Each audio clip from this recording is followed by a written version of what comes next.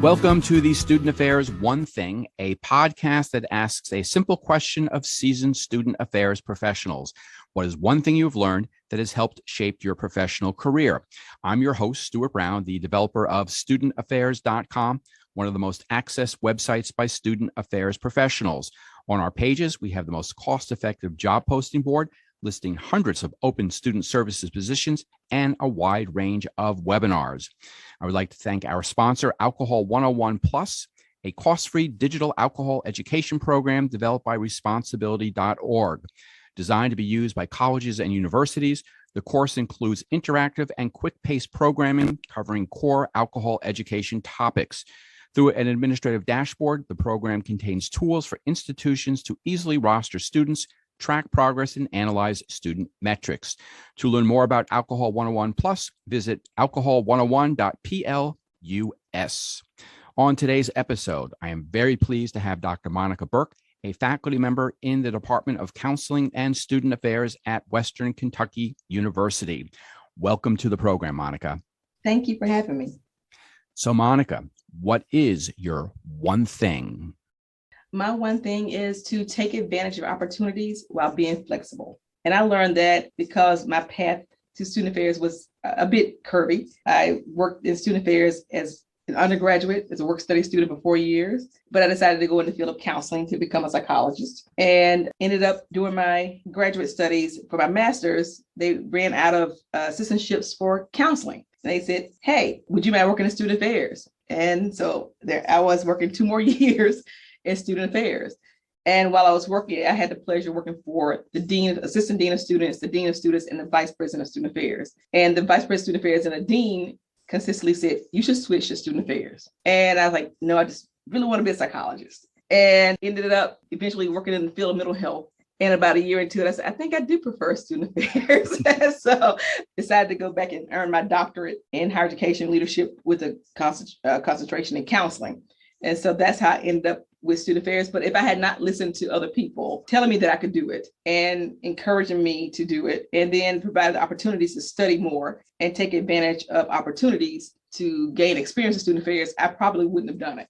Isn't it interesting how sort of life's pathways take you down certain roads? So if that program did have enough internships, did have enough placements, you might have never even known, well, what exactly is student affairs? Well, I knew what it was, but I probably didn't think of it doing this as a career, that I could have a lifelong career in it. And I still got to use my counseling degree in student affairs. And I think I enjoy using it the way I use it now, as opposed to how I would have done as a psychologist. So I still got what I wanted, but just the package is a little bit different.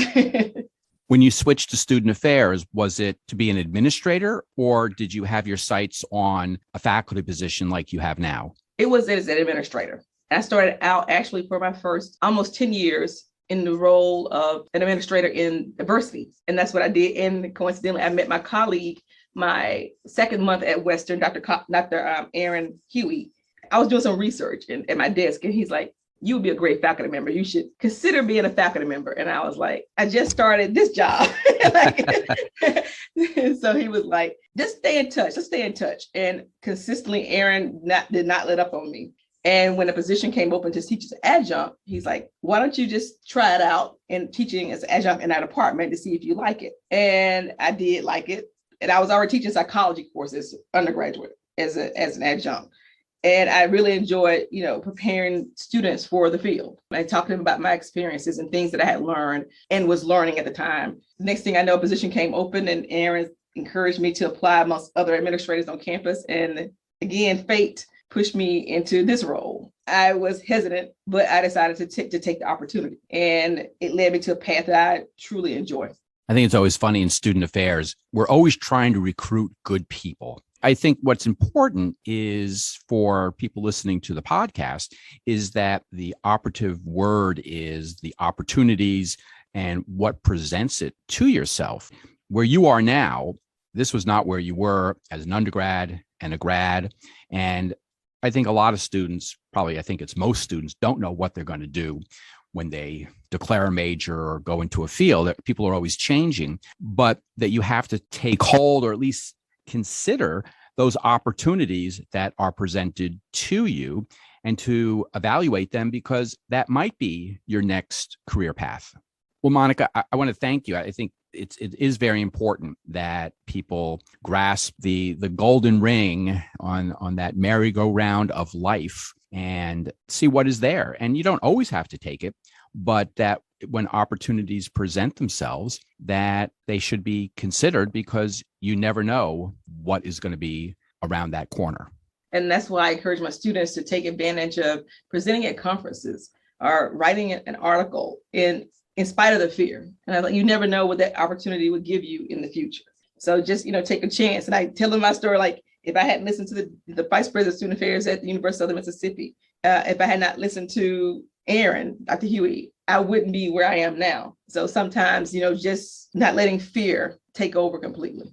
Actually, I think that's a really good point too, is take chances and the opportunities, no matter how small or how big. And with your case also, you have people there that are supporting you. So it's not you're taking, I don't know why I'm using all these circus metaphors, but going out on that tightrope with no net. Like you're saying, you encourage your students to present at a conference, write a paper, do something, but you're there with them. Yes. It's not they're out on their own. And these are opportunities, especially for people that want to advance themselves in the field, that you have to do. Sometimes when you get out of your comfort zone.